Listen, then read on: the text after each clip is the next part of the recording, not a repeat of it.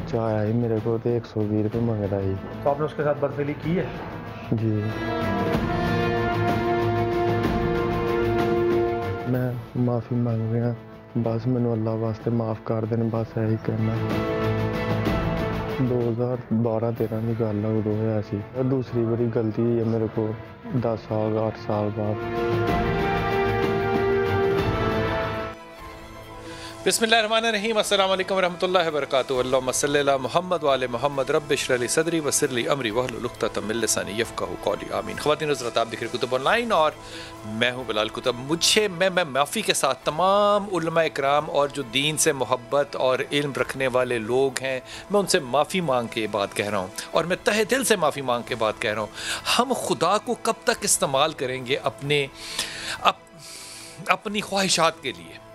یہ جو جملہ تھا نا اللہ واسطے اب مجھے معاف کر دیں، اللہ واسطے مجھے، یہ اس اللہ کا ذکر کر رہے ہیں جن کے 10 صحابہ میرے نبی پاک صلی اللہ علیہ وسلم کے رومیوں نے پکڑ لیے، ان کو بھوکا رکھا اور اس کے بعد وہ حرام سور کا گوشت لے کر آئے. انہوں نے کہا کہ ہاں اللہ نے حلال تو کہا ہے، مرنے سے بہتر ہے کہ یہ کھا لیں، لیکن ہم صحابی ہماری استقامت یہ ہے کہ ہم یہ نہ کریں.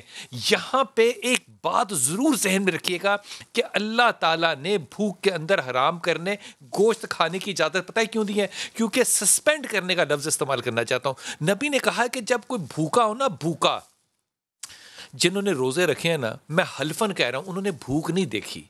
بھوک اس نے دیکھی ہوتی ہے جس کو پتہ نہ ہو کہ اگلے وقت کی روٹی کہاں سے ملے گی، مل بھی سکتی ہے یا نہیں. یہ احساس روزے کے اندر نہیں ہوتا کیونکہ آپ کو پتہ ہوتا ہے کہ میں نے افطاری اور سحری کرنی ہے.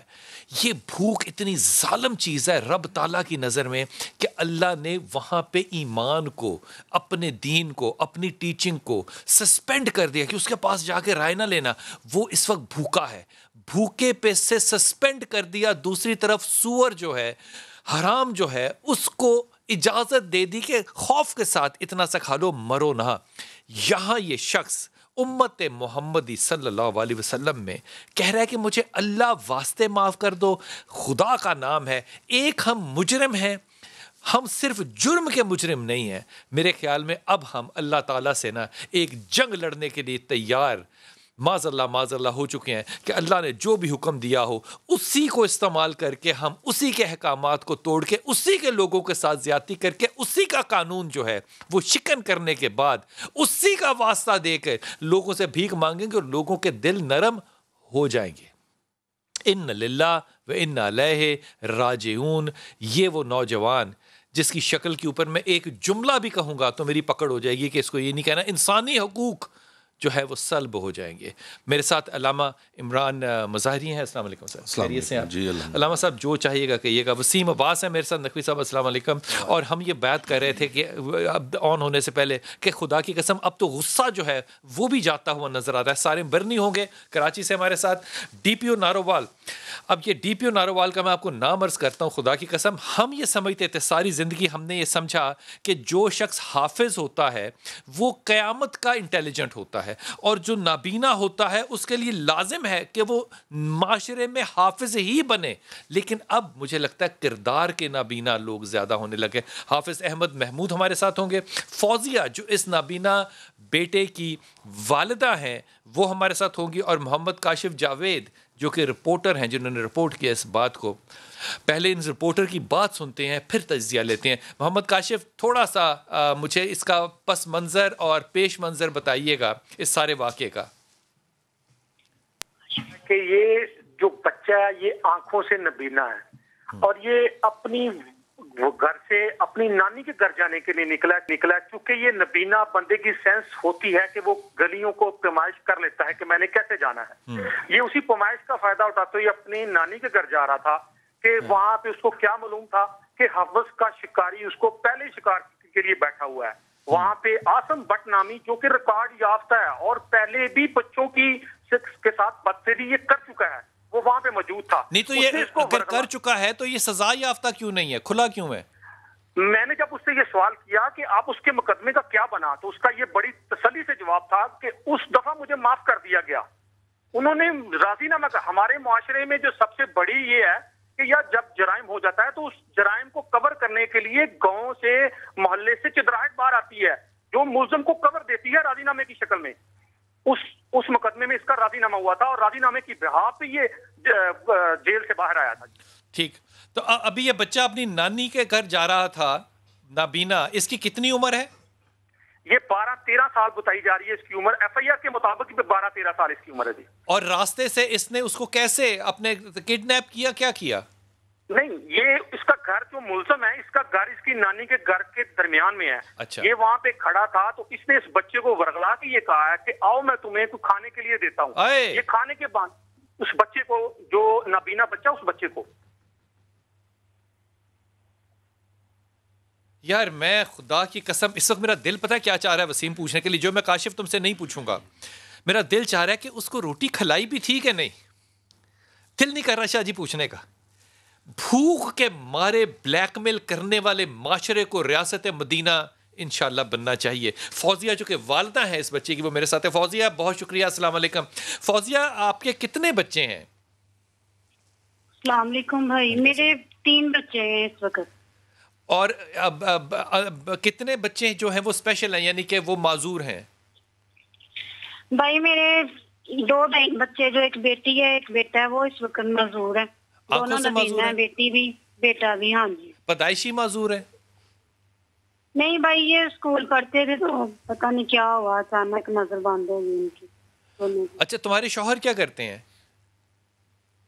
वो नहीं है इस वक्त, तो हमें छोड़ के चले गए हुए। तो वो बच्चों का ख्याल या तुम्हारा ख्याल या बच्चों का खर्चा वर्चा कोई नहीं उठाता? नहीं सर, ऐसा कुछ नहीं है, हमें पता ही नहीं वो किधर है। कभी उसने पलट के नहीं पूछा? नहीं सर, मेरा बेटा 3 माह पहले फोर्ट हुआ था। 3-4 माह पहले, तो उसके पोतगी की इतला भी उन लोगों को दी थी। इसका दादा आया था लेकिन वो उसका बाप नहीं आया। फौजिया, बच्चा पढ़ता था तुम्हारा ये? जी सर, ये कुरान पहले तो स्कूल जाता था ना। अच्छा। उधर से इसकी नजर चलेगी, फिर ये घर बैठ गया। उसके बाद हमने इसे कुरान हिफ्ज़ करने के लिए डाला। उधर भी इसको ऐसे ही बच्चे तंग वगैरह करते थे, तो फिर हमने घर में ही इसको बैठा लिया। घर में कोई आयतें वगैरह, सूरतें वगैरह, कलमे वगैरह ऐसे याद करवाते हैं इसको। तो बस ऐसे ही। ये बच्चा नानी की तरफ जा रहा था? जी सर, ये नानी के घर जा रहा था। अच्छा, तो काशिफ जो रिपोर्टर हैं उन्होंने बताया ये, और ये यकीनन बात सही होगी, कि वो जो आदमी है आसिम बट जिसने ये जुर्म किया, उसने कहा कि मैं तुम्हें रोटी खिलाता हूँ, मेरे पास आओ। बेटा रोटी खाने के लिए चला गया, बच्चा वाकई भूखा था। सर बस वो नबीना है, ठीक है ना, बच्चा है, उसको उसने वड़गलाया और वो उसकी तरफ, लेकिन जिधर से उसने टर्न करना था ना मेरे बेटे ने, उधर से मोड़ है एक गली का, उस गली की कोने में वो घर है, उधर से इसने टर्न करना था मेरे बेटे ने, उधर वो आसन बैठा हुआ था। ठीक है, उसने इसका बाजू पकड़ लिया, उसको बोला कि आओ तुझे खाने के लिए मैं चीज दूं, जो बच्चे खाते हैं आजकल दुकान, आओ मैं तुझे चीज दूं। इसने कहा नहीं मुझे छोड़ो, मैंने नहीं, मैं अपनी नानी के घर जा रहा हूँ। तो वो दरवाजे की दहलीज में बैठा था, उसका एक ही कदम आगे अंदर को हुआ है, तो बेटे को अंदर से बोल लिए, तो कुंडी लगा ली है उसने गेट की। हमें नहीं पता कि इधर। और इस सारे बदफेली के बाद ये खबर आके बेटे ने खुद दी? हम ढूंढ रहे थे ना, मैं अपनी अम्मी के घर गई, मेरी अम्मी का घर मेरे पास ही है ना, 1-2 गली का फर्क है। मेरा बेटा अकेला चले जाता है, खुद चीज वगैरह भी ले आता है अपनी अंदाजे से। तो मैं गई, तो मैंने जाके अपनी अम्मी से पूछा, मेरे बेटे का नाम एहसान है। मैंने कहा मैं एहसान किधर है? तो अम्मी कहती इधर तो नहीं आया। मैंने कहा नहीं, उससे तो तकरीबन 20-25 मिनट हो गए आए हुए। तो कहती नहीं इधर तो नहीं। तो मैंने छोटी बेटी को बोला कि उसको दूसरे घर लेने देखो, कोई चीज वगैरह लेने में चला। तो इसीलिए हम जैसे निकले घर से बाहर, तो बेटा मेरा आगे से मिल गया, तो ये रो रहा था। मैंने इसको पूछा कि क्या हुआ है, तुम किधर? मैंने इसके साथ थोड़ी सी सख्ती से पूछा, मैंने कहा किधर गए हुए थे, कब से आए हुए नानी के घर? तो कहते हैं, इसने कहा कि उधर जो मकान है ना वो भाई खाली है, ठीक है ना, ऐसे ही उधर लोग बैठते हैं, ये नशेई लोग ऐसे बैठते हैं। इसने, वो जिसका घर है ना उसका नाम है काका, उस लड़के का नाम। इसने, मेरे बेटे ने कहा कि काके के घर में था, मुझे उधर लड़का बैठा हुआ था, वो पकड़ के ले गया। मैंने कहा कौन है वो? ठीक है, तो कहता उधर एक ही लड़का है, मुझे वो ले गया, उसने मुझे मारा है, पीटा है। पहले इसने बताया कि मेरे बाजू दोनों बांध दिए थे, बाजू बांधे के साथ। हाँ जी, बैक साइड से कमर के साथ में इसके बाजू बांध दिए। अच्छा। फिर उसने इसको एक कमरे में ले गया। ये नबीना जरूर है, लेकिन इसको सारा पता चलता है ठीक है, सब कुछ पता है। इसने कहा मुझे कमरे में ले गया, उधर बैठा दिया उसने, फिर बाद में उसने मुझे कहा कि किसी को बताना नहीं, फिर इसके साथ बदफेली की है। बाद में उसने बदफेली करने के बाद मेरे बेटे को बहुत बुरी तरह तशद्दुद किया हुआ है, इसके थप्पड़ मारे हुए हैं, इसके जो भी है इसके सर। फौजिया मेरे साथ रहना, यकीन करिए जो बात तुम कह रही हो ना, ये सुनने की हिम्मत नहीं है। हाफिज वाहिद महमूद हमारे साथ है। हाफिज साहब बहुत शुक्रिया, आप मेरे साथ हैं। हाफिज साहब पता नहीं मैं आपसे क्या पूछूं कि इस माशरे में जहां हम नामूस रसालत पे अपनी जान कुर्बान करने को तैयार हैं, वहाँ भूख के मारे बच्चे जो हैं उनसे बदफेली करने वाले लोग जो हैं वो आज़ाद कैसे हो जाते हैं? बिस्मिल्लाहिर्रहमानिर्रहीम। मैं बहुत शुक्रिया अदा करता हूँ आपका सर। बेसिकली ये एहसान अली जो बच्चा है 13 साल उम्र है, नाबीना बच्चा, जब इसके साथ ये अमल वाक़या होता है तो मुल्ज़म आसम भट्ट वल्द अल्लाह रखा को सिटी SHO शकरगढ़ ने मेरे नोटिस में फ़ौरन लगाया कि 377 अननेचुरल ऑफेंस एक यहाँ पे टेक प्लेस की है। तो विद इन नो टाइम इसके बारे में स्टैंडिंग ऑपरेटिंग प्रोसीजर्स हैं IGP जनाब इनाम गनी साहब की तरफ से कि fill for registration of FIR और मुल्ज़म को पकड़ा जाए और प्रॉपर मेडिकल कराने के बाद उसका प्रोसेस किया जाए। तो विद इन 2 आवर्स सर हमने इसको पकड़ लिया है। जो आसम भट्ट है बेसिकली साबका पहले ये काम करता रहा दर्जियों का, और जो अभी तक की तफ्तीश है उसके मुताबिक जो है ये जब इसने इस नबीना बच्चे के साथ फेल की है, उससे पहले ये 2013 में भी जो है वो एक 166 जो मुकदमा है 377 सेम नेचर का अननेचुरल ऑफेंस का ये कर चुका है इसी शकरगढ़ के इलाके में। तो सिटी SHO जो है शकरगढ़, उन्होंने with in no time 2 hours के अंदर इसको गिरफ्तार किया है। जहाँ तक सर आपका तल्लक है कि अननेचुरल ऑफेंस माशरे के अंदर डेफिनेटली जो अनएम्प्लॉयमेंट है और इस बच्चे ने काफ़ी अरसे से जो है वो ये फारग फिर रहा है, तो इसका साबका रिकॉर्ड जो है वो बेसिकली कंप्रोमाइज हुआ है। ठीक है हाफिज साहब, देखिए ना, अगर वो पहले भी ये जुर्म कर चुका है और वो आज़ाद फिर रहा है किसी भी वजह से, वो तस्फिया हो गया, सुलह होगी, कुछ भी हुआ, तो अब क्या गारंटी है कि ये शख्स जो है ये माशरे में दोबारा आज़ाद होकर नहीं आएगा और फिर ये अमल नहीं करेगा? जी अमूमन ये होता है कि इस तरह के केसेस में फैमिलीज आपस में रंजिश खत्म करने के लिए कंप्रोमाइज कर लेती हैं, एक दूसरे को माफीनामा सुलहनामा कर लेती हैं और अदालत उसको एक्सेप्ट कर लेती है।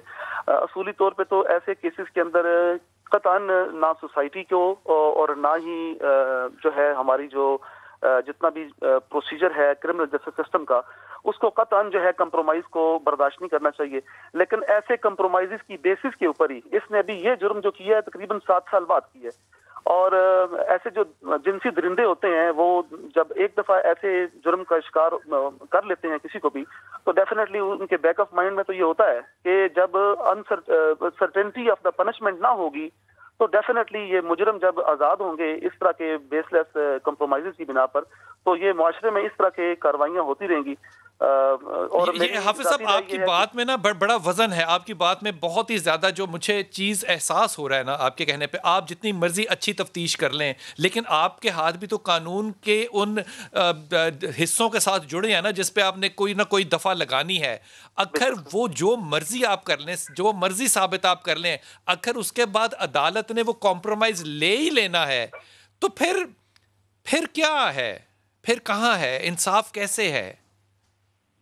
बेसिकली सर जब ये मैं नॉर्मली जो है ये देखता हूँ कि बर वक्त इंसाफ की फरहमी के लिए ये 377 का जो हमारा ये जुर्म है इसके ऊपर फिल फॉर जैनब केस के बाद से लेकर अब तक और उससे पहले भी जो बच्चों और औरतों से रिलेटेड जराइम होते हैं IGP जनाब पंजाब साहब की तरफ से यह कमात होते हैं कि फिल फॉर इनको रजिस्टर करके इस एक्शन किया जाए। लेकिन जो ये कंप्रोमाइजेज हैं और अदालत के अंदर जो है जब ये दोनों फैमिलीज कॉम्प्रोमाइज कर लेंगी उसके बाद कोई किसी के पास सबके हाथ जो है वो खाली जो है वो सिर्फ छनछने ही बजाते फिरेंगे। एक छोटा सा वक्फा लेते हैं, वापस आते हैं और इस बात को तजिया करते हैं। एक कानून साजी होनी चाहिए या ये सारी चीजें एक्ट्स के ऊपर यानी कि 6-6 महीने के ऊपर वक्फे पे चलनी चाहिए?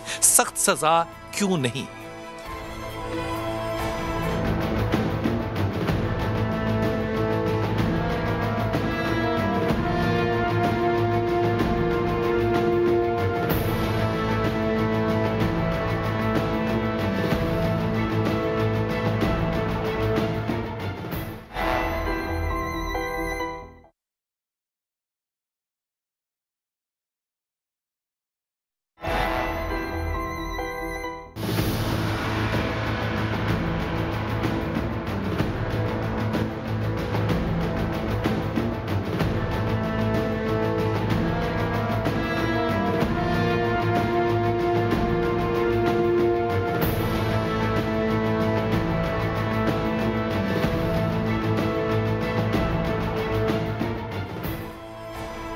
بسم اللہ الرحمن الرحیم. آپ میں سے بہت سے لوگوں نے وہ روایت پڑھی ہوگی اور اکثر بہت سے لوگوں کی نظر سے گزری ہوگی کہ وقت آخر کا ولی کیسا ہوگا. وقت آخر کا ولی, اللہ کا ولی کیسا ہوگا. اس کو جب بابا جی نے ایکسپلین کیا تو بابا جی نے کہا کہ ولی وہ ہوگا, شاہ صاحب ذرا توجہ فرمائیے گا, جو بازار میں سے گزر رہا ہوگا اور چوراہے پہ ایک آدمی اور ایک عورت بدفعلی کر رہے ہوں گے. تو جو ولی ہوگا وہ ان کو یہ نہیں کہے گا مت کرو, وہ کہے گا کہ کتنا ہی اچھا ہوتا کہ تم یہ راستہ چھوڑ دیتے اور ایک طرف ہو جاتے. جب یہ ابتدا میں پڑھا کرتے تھے نا شاہ صاحب, تو اس وقت لگتا تھا کہ یہ کیسی بات ہو سکتی ہے کہ ہم کسی برائی کے خلاف کیوں نہیں کھڑے ہوں گے. لیکن اب جو واقعات پاکستان میں پیش آ رہے ہیں, اب لگ رہا ہے کہ شاید یہی ولایت رہ گئی کہ اب آپ روکیں گے نہیں, صرف راستہ اختیار کریں گے کہ راستہ بند نہ کرو, باقی جو ہو رہا ہے وہ اس معاشرے میں ہونے دو. شاہ صاحب آپ نے جو تحقیق کی, جو تفتیش کی, وہ کیا کہتی ہے؟ سر بالکل آپ نے یہ ولی مثال بڑی سوٹ کرتی ہے. اب یہ جو ہماری بہن ہے فوزیہ, یہ چاہ کر بھی نہیں آپ کو یہ بتا پا رہی یا بتائے گی کہ اس کی رشتہ داری مطلب اپنے ماموں کے گھر یہ بیائی ہے, ماموں اور پھپھی کا رشتہ ہے. وہ جو اس کا ہسبینڈ ہے رمضان, جس نے طلاق دے دی, 2002 سے 2018 تک یہ رشتہ رہا, اور مطلب اتنے سالوں بعد اس نے طلاق دے دی اور اس کے بعد پتہ ہی کچھ نہیں. اور اس کے بعد بھی اس بی بی کے ساتھ اتنی زیادتی ہوئی کہ جب اس کا بڑا بیٹا اب سے 3 ماہ پہلے فوت ہوا احسان سے پہلے, اس کا باپ تک اس کے جنازے پر نہیں آیا, اس کو دفنایا تک نہیں, اس کی تدفین نہیں, پتہ نہیں کیا کہ میرا بچہ بڑا فوت ہو گیا. 3 ماہ بعد اس کے بچے کے ساتھ یہ بدفعلی کا واقعہ ہوتا ہے اور اس کی بھی کوئی خبر نہیں. اور جو دادا ہے, جو ماموں بھی ہے ان کا, ٹھیک ہے, وہ بیچاری چاہ کے بھی نہیں کہہ سکتی کہ وہ مطلب کس حد تک دیکھیں آپ ساتھ ہوگا کہ یہ ظلم نہیں ہے تو اور کیا یہ ظلم ہو گیا. آپ کو لگتا ہے کہ اس وقت پولیس جو ہے وہ ایسا قدم اٹھا سکتی ہے کہ یہ مجرم کسی اور کے ساتھ زیادتی نہ کرے؟ سر کوئی کچھ بھی نہیں کر سکتی, پولیس کچھ نہیں کر سکتی. میں اکثر پروگرامز کے اندر یہ کہا کرتا ہوں کہ ہمارے یہاں پہ سر جو قانون ہیں ان میں اتنے سکم ہیں, ہر نظام کے اندر, عدالتی نظام کے اندر سکم. ہم نے اس بدفعلی پہ قانون سازی کی ہے سر. قانون سازی میں آپ بریک میں جب آپ سے ڈسکس کر رہا تھا کہ 377 جب ڈی پی او صاحب بھی بتا رہے تھے کہ اس کے تحت 376 کے اندر اس کی ڈیفینیشن ہے. آپ یہ دیکھیں کہ ابھی تک ایکٹ ہے 1860 کا, ٹھیک ہے, جو چلتا آ رہا ہے, اور ہم نے یہ قانون نہیں ہے, یہ کوئی قانون نہیں, مؤثر قانون سازی پینل کوڈ نہیں ہے, یہ ایکٹ ہے, یہ ایکٹ ہے. اور پھر دوسری یعنی کہ ہمارے قوانین بنانے والوں کی یہ ترجیح ہے ہی نہیں. اور سر ان نیچرل آفینس اس لیے اس کی کوئی پراپر ڈیفینیشن نہیں کی. کم سے کم آپ 2 سال سزا, زیادہ سے زیادہ 10 سال. اچھا یہ 2 سال میں بھی آپ کیا کریں گے, وہ 2 سال سزا کیسے ہوگی, وہ سارا کچھ آپ کے تفتیشی یا پولیس کے ہاتھ میں, اس کی رپورٹ کے اوپر وہ جو رپورٹ بنا دے گا آپ اسی وقت بیل لے لیں اس کی. بڑی معافی کے ساتھ یہاں پہ باپ کا کردار آپ کو کیسا نظر آ رہا ہے؟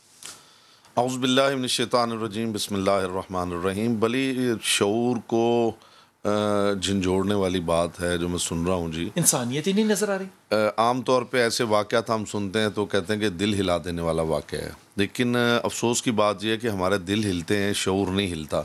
ہمارے دل ہلتے ہیں, ہمارا شعور جی ہاں, کیونکہ ہم ہر چیز کو جذباتی بنیادوں پہ سوچتے ہیں, شعوری بنیادوں پہ نہیں سوچتے ہیں.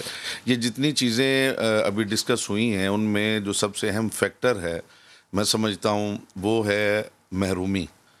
یعنی معاشرے میں اب اس خاتون جو بہن ہیں ان کے ساتھ جو کچھ ہوا ہے اس میں جو بنیادی چیز ہے وہ یہ ہے کہ ایک شخص جو ہے وہ اپنی بیوی کو طلاق دے دیتا ہے, اور پھر کوئی بزرگ خاندان کا کوئی بڑا اسے یہ بھی نہیں سمجھاتا, اور خود بھی وہ شعوری طور پہ نہیں سمجھتا کہ یہ بچے یا سمجھتا ہے تو وہ اسے جو ہے وہ کوئی ویلیو ہی نہیں دیتا کہ یہ بچے, میں اس خاتون کے ساتھ جو میرا تعلق تھا وہ ختم ہوا ہے, کیا ہے میری اولاد کے ساتھ بھی میرا تعلق ختم ہو گیا ہے. اس کا بچہ مر جاتا ہے, جیسے شاہ صاحب بتا رہے وہ وہاں نہیں آتا. یہ بچے کی گفتگو آپ یہاں بیٹھ کے کر رہے ہیں, لیکن وہ باپ سن بھی رہا ہے, سب جانتا بھی ہے, لیکن اس نے بادر نہیں کیا کہ میں کانٹیکٹ کروں. تو پہلی بات تو یہ ہے کہ ہم وہ بچہ جو ہے وہاں پہ کیوں گیا, اس کی وجہ محرومی ہے. باپ یہ سب کچھ کیوں کر رہا ہے, اس کی وجہ یہ ہے کہ معاشرے میں بار بار ان چیزوں کو دیکھا گیا کہ اگر کوئی ایسا کام کرتا ہے تو اسے تحفظ بھی مل جاتا ہے, بعد میں لوگ کمپرومائز بھی کر لیتے ہیں, جس کی شاہ صاحب بات کر رہے تھے کہ عدالت میں جا کے جب کمپرومائز ہو جاتا ہے تو عدالت کیا کر سکتی ہے. جہاں اس طرح کی صورتحال ہو وہاں جرائم کے لیے راہیں کھلی ہیں. ہر بندہ دیکھتا ہے, نشان عبرت ہی جب سامنے نہیں ہے, آپ کو پتہ ہے کہ فلاں نے یہ کیا. آپ یہ جملہ یاد رکھیے گا, اگر نشان عبرت ہی سامنے نہیں ہے تو پھر آپ نے ڈرنا کس چیز سے ہے؟ سارم بھائی آپ میرے ساتھ ہیں. سارم بھائی یہ ساری آپ نے گفتگو سنی ہے, یہاں پہ مشترکہ سب کا یہ خیال اور ماننا ہے کہ جب کوئی آپ کے پاس ایسا اگزامپل ہی نہیں ہے کہ آپ نے سزا دی ہو, آپ سزا دینے لگیں تو آپ کو یورپین یونین جو ہے وہ گلے میں پھندا ڈال دیتی ہے کہ نہیں سخت سزا نہیں دینی. آپ جب آزاد ہو جاتے ہیں تو پھر یہ برائی تو برائی معاشرے میں رہی نا. برائی تو تب برائی ہوگی جب اس کو سزا ملے گی, جب اس کو برا کہا جائے گا. جب تصفیہ کر لیے, سارا کچھ ہو گیا اور واپس آ گئے, باپ اپنی چکروں میں پڑا ہوا ہے, ماں اپنے بچوں کے ساتھ رول رہی ہے, بچہ جو ہے وہ بدفعلی کا شکار ہو رہا ہے, اس معاشرے میں گاؤں والے سے لے کے ممبر سے لے کے نمبردار سے لے کے کوئی بزرگ ہے ہی نہیں کیا جو پوچھے کسی کا حال؟ بلال بھائی سب سے پہلے تو میں یہ بتاؤں آپ کو, بدفعلی کی کیسز میں جو مجھے علم ہے اس میں کمپرومائز نہیں ہوتا, کمزور کیا جاتا ہے کیس جس سے وہ فائدہ اٹھاتا ہے مجرم جو ہے, وہ آئی او بھی اس میں ملوث ہوتا ہے, پھر وہ کمپلیننٹ بھی اس میں ملوث ہوتے ہیں جس کی وجہ سے اس کو فائدہ ملتا ہے. دوسری بات یہ ہے کہ کیوں نہیں ہماری گورنمنٹ ایسی کمیٹی بناتی جس میں کوئی مفتی ہو, کوئی سماجی رہنما ہو, اس میں پولیس کے بڑے افسران ہوں, اس میں کوئی مجسٹریٹ یا جج بٹھا دیں اور بیٹھ کے وہ 4-6 دن, ہفتہ 10 دن, میکسیمم مہینے کے اندر اندر فائنل کر دیں کیس کو. ہمارے ساتھ فوزیہ ہیں. فوزیہ آپ میرے ساتھ ہیں. فوزیہ مجھے یہ ایمانداری سے بتائیے, کیا آپ اس مقدمے کی پیروی کریں گی؟ جی سر میں کروں گی. بے شک میں غریب ہوں لیکن مجھے انصاف چاہیے. بس مجھے اس مجرم کو ہر حال میں سزا دلانی. اگر انہوں نے تم پہ پریشر کیا محلے میں پیسے دے کے, خاندان سے, تمہارا شوہر بھی تمہارے ساتھ نہیں, اکیلی تم کیسے لڑو گی فوزیہ؟ سر میرے بھائی میرے ساتھ ہیں, میرے ماں باپ میرے ساتھ ہیں, ٹھیک ہے, میں اکیلی نہیں ہوں, میرے گھر والے میرے ساتھ ہیں. بچے کا دادا تیرے ساتھ ہے؟ اس کی ماں تو اس کے ساتھ ہے نا. تیرا اپنا ماما تیرے ساتھ ہے؟ نہیں, میرے گھر والے میرے ساتھ. فوزیہ کیسے لڑے گی تو ان کے ساتھ, کیسے لڑے گی تو ان کے ساتھ؟ سر یہ ماموں کے ساتھ یہاں بتا دوں, پہلے بھی ظلم ہوا جو سنیں, مجھے جس حد تک جانا پڑے گا میں جاؤں گی اور جا بھی رہی ہوں, ٹھیک ہے نا. ہم لوگ بغیرت نہیں ہیں, ہم غریب ضرور ہیں, ٹھیک ہے, ہم پیسے پہ نہیں جاؤں, کیا جملہ ہے, بغیرت نہیں ہے, غریب ضرور ہے, ٹھیک ہے نا. خوش رہ, دل سے دعا تیرے لیے فوزیہ. ٹھیک ہے نا, یہ بیٹا میرا نبینا ہے, ٹھیک ہے نا.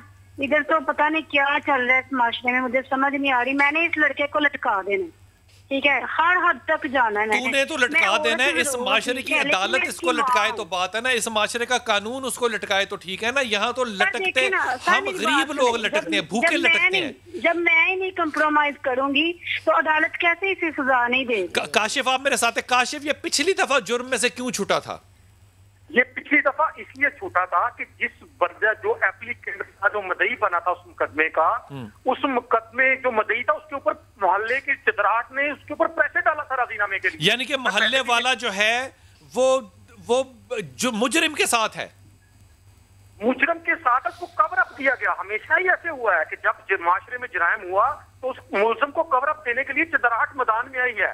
ہمارا المیہ یہی ہے کہ چدراہٹ ہمیشہ سے کور اپ دیتی رہی ہے ملزمان کو.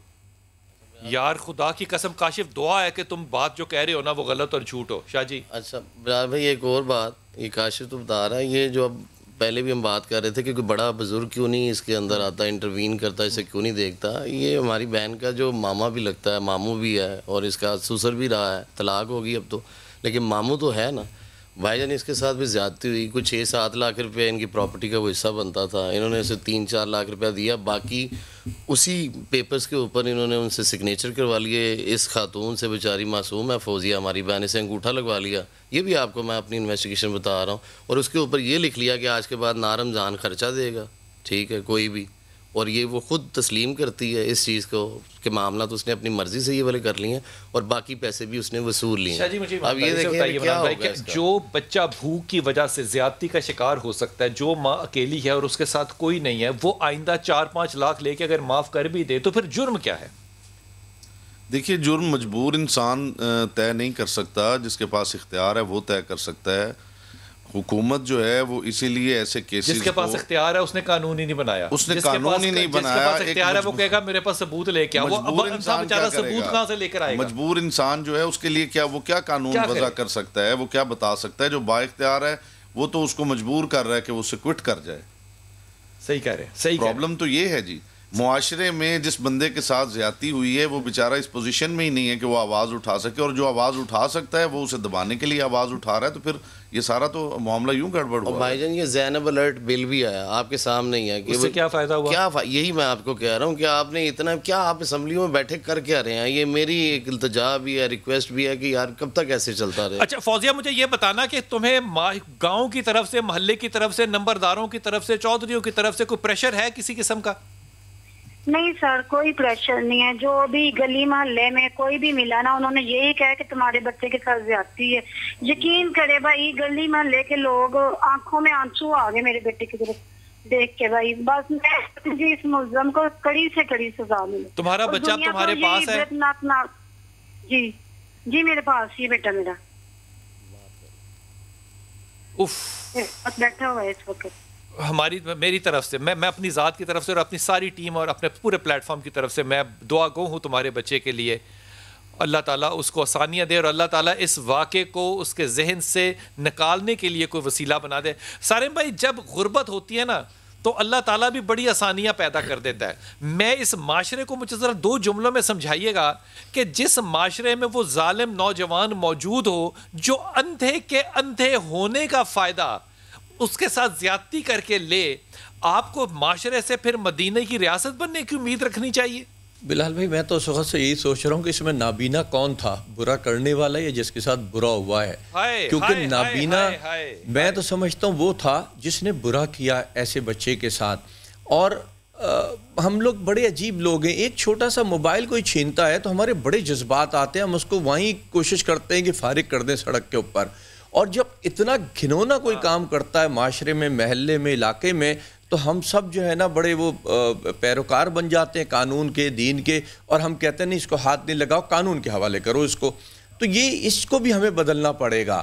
پھر کون لوگ ہیں, کیا ایک ہی وہ جس نے برا کیا اس نے برا کیا یا پورے محلے نے برا کیا؟ میں تو سمجھتا ہوں ہر شخص محلے والا برا ہے جس کو پتا ہے کہ یہاں ایک مجرم رہتا ہے. یہ نہیں سمجھ آتا کہ وہ شخص جو کہ اس فیل میں پہلے کمپرومائز کر کے آیا تھا, محلے والوں نے اس کو ایکسیپٹ کیوں کیا؟ بالکل یہی میں چاہتا ہوں کہ اب ہمیں اپنی آنکھیں کھولنی چاہیے. ان بچوں پہ نہیں دیکھنا چاہیے کہاں جا رہے ہیں کہاں آ رہے ہیں, ہمیں ان مجرموں کو دیکھنا چاہیے کہ یہ کوئی واردات کی طرف تو نہیں جا رہے, یہ کسی گناہ کی طرف تو نہیں جا رہے. ان کے گھر والوں کو, ان کے محلے والوں کو ایسی آنکھیں کھولنی چاہیے. ٹھیک ہے معاف کر دینا اچھا عمل ہے, لیکن اللہ نے سارے بھائی کون کھولیں گے شاہ جی؟ بڑی ایمانداری کے ساتھ جس ملک کے اندر, جس معاشرے کے اندر سزا دینے کے اوپر لوگ باہر سڑکوں پہ نکل آئیں کہ سزا غیر انسانی کام ہے, وہاں پہ آپ انصاف ڈھونڈ سکتے ہیں؟ نہیں بلال بھائی بالکل وہاں انصاف نہیں. اور حقیقتاً وہ صحیح کہہ رہے ہیں کہ بینائی دیکھنی ہے, اسے تو بینائی مل جاتی ہے, یہ ہم ہی دیتے ہیں, اسے سوسائٹی دیتی ہے برا کرنے والے کو, اور ہم نہ بینا. عمران بھائی ایمانداری سے آج امیجن کیجئے کہ حضرت عمر خطاب کا, امام علی کرم اللہ کا دور ہوتا, یہ جو قانون سازی اور ہم جو لکونے کرتے ہیں, ثابت کرنا, فلانا کرنا, ٹمکنا کرنا, آپ کو نہیں لگتا کہ شریعت کا قانون کوئی نافذ ہونا چاہیے اس پہ, اور سزا جو ہے وہ ہونی نہیں چاہیے, ہوتی نظر آنی چاہیے؟ جی اس میں تو کوئی ڈیبیٹ ہی نہیں ہے کہ شریعت نے جو قوانین وضع کیے ہیں اگر ان کی امپلیمنٹیشن ہو تو معاشرے میں سدھار آئے گا. لیکن پرابلم یہ ہے کہ ہمارے ملک کے اندر شریعت کا جب شرعی قانون کی بات کرتے ہیں تو پھر ڈیبیٹ یہ شروع ہوتی ہے کہ کون سا قانون, کون سی شریعت, کس فقہ کا قانون. تو یہ ڈیبیٹ ختم ہوگی تو کسی نتیجے تک بات پہنچے گی نا. یہاں پہ تو مطلب وہ جو بنیادی ڈیبیٹ ہے وہ اسی میں کوئی نتیجہ برآمد نہیں ہو رہا. تو شرعی احکامات کا لاگو ہونا, مطلب آپ کی طرف سے ہم نہ ہی سمجھیں؟ نہیں میری طرف سے نہیں ہے, میری طرف سے نہیں. سوسائٹی جب کسی ایک نقطے پہ آپ آئیں گے ہی نہیں, آپ ایک نقطے پہ پہنچیں گے ہی نہیں. یہی ڈیبیٹ رہے گی شریعت محمدیہ کا نفاذ جو ہے وہ ہوگا کیسے. پہلے یہ ڈیسائیڈ ہوگا کہ وہ شریعت کون سی ہے تو پھر یہ نفاذ ہوگا نا. کمپرومائز کرنا پڑے گا سر, وہ بھی ٹھیک کہہ رہے ہیں کہ ہر کسی کو تھوڑا سا جھکنا پڑے گا, تھوڑی سی پہل کرنی. یار کیوں جھکنا پڑے گا, ہم سچ پہ کیوں نہیں کھڑے ہو سکتے؟ سر اب سارے ہی سچے ہیں, اب وہ جو بات کر رہے ہیں وہ پلیٹ پہ اپنے آپ کو سچا ہی سمجھ رہا ہے نا جی. تو معاملہ جو ہے وہ صرف اور صرف اتنا ہے کہ ٹھیک ہے کچھ چیزیں ہیں جن کے اندر آپ کے اختلافات ہیں, جو سملیرٹیز ہیں جن کے اوپر آپ کے اتفاق ہیں, ان کے اوپر تو کوئی واضح قانون سازی ہو جائے نا جی, ان کے اوپر تو کوئی بات ہو. جب اس جس کی بات ہم کر رہے ہیں اس واقعے کی, اس کے اوپر کون سا اختلاف ہے؟ کوئی اختلاف نہیں ہے.